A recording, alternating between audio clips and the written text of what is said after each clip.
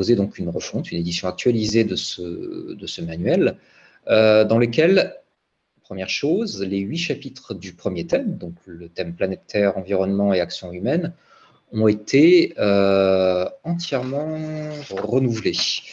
Par rapport à la version 2017, on a choisi de commencer par la météo et le climat pour faire plus de transition avec la 6e et le cycle 3, pour poursuivre par les risques géologiques, les phénomènes géologiques et les risques naturels, puis les activités humaines et l'environnement.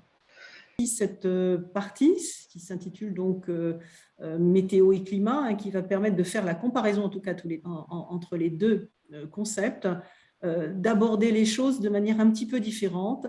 L'idée étant toujours de faire comprendre aux élèves, bien sûr, la différence météo-climat, mais surtout de s'intégrer dans le verdissement des programmes, qui dit qu'il faut véritablement travailler le lien entre le changement climatique actuel et l'influence humaine dans ce processus. Donc, si on prend ce que vous avez à l'écran, c'est un exemple, c'est le chapitre 2 sur les climats de la Terre. Il y a eu plusieurs choix dans le manuel qui ont été faits, soit on rentre par je découvre, soit on rentre par je me questionne. Donc, proposé dans ces activités, vous avez aussi de la diversité entre l'unité 1 que vous avez, que j'ai un peu décrit en détail, l'unité 2 et l'unité 4.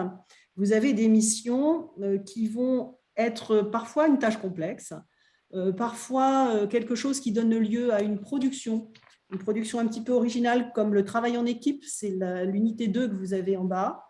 Ça permet, l'objectif c'est de proposer à l'enseignant, il fait ce qu'il veut derrière, mais en tout cas de lui proposer des situations diversifiées, des démarches diversifiées.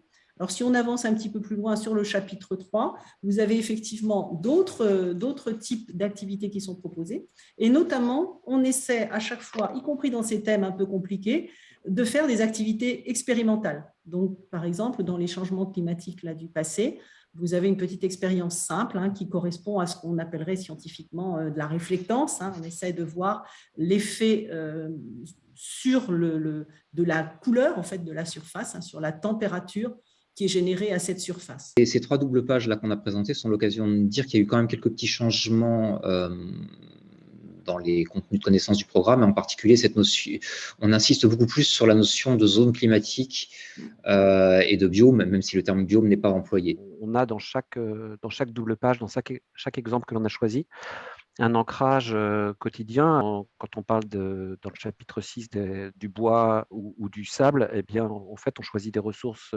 nécessaires à la construction.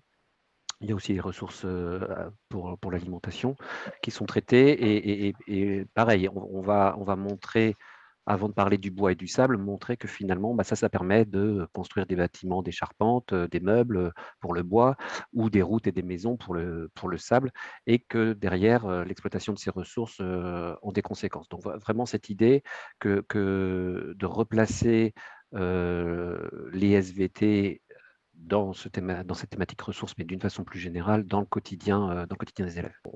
On a finalement la possibilité pour un enseignant de faire le lien, on va dire trans-chapitre, à travers les chapitres, sur une même ressource, et puis en fonction de ses choix pédagogiques, de pouvoir aller chercher des conséquences assez variées. Voilà. Et puis là, toujours, on voit là sur la double page en haut à droite, ce souci de proposer dès qu'on peut des petites manips sympas et simples, comme celle qui est à droite, avec à la fois une manip avec un indicateur coloré, et puis sur l'effet de l'acidité sur la dégradation des tests calcaires d'organismes marins.